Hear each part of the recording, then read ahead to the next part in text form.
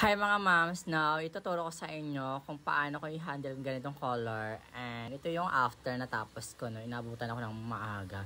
And ito naman yung pinaka-before ng hair niya mga moms. Yes. Ito pala yung before ng hair niya mga moms, no? And sabi kasi sa mga salon, di daw to kaya kulayan dahil daw masisira at madudurog. Oo naman, kasi tikita nyo naman yan. And tatanggalin ko muna yan para balik short hair daw siya. And after na si Clarifan shampoo, and gagamit tayo ng Wiris sa yellow basket ko lang. Si Wiris treatment for balancer, for bleaching color. I-mix natin yun para hindi lalo masira yung hair niya. So, ayan, makikita nyo. Susuklayan ko. Natapos ko na yung kulayan, yung roots. And kita nyo naman, wala kayo makikitang naglalagas dahil kay balancer Wiris. Anti-protector nga din siya.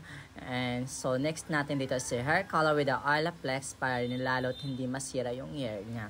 So, ayan. Tapos na tayo mag-color with the Olaplex.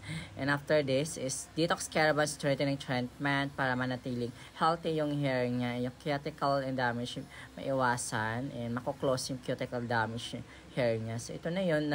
Blower pa lang yan.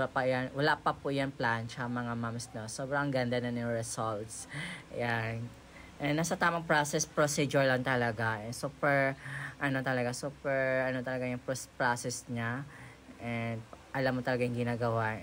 After no, na-plancha ko na ng bongga. Ito na yung results and pantay talaga. And hindi nagbago yung color. Nag-stay pa rin yung ganda ng color and healthy. And thank you so much for watching mga moms and God bless. And napay natin i-check out yun na yan.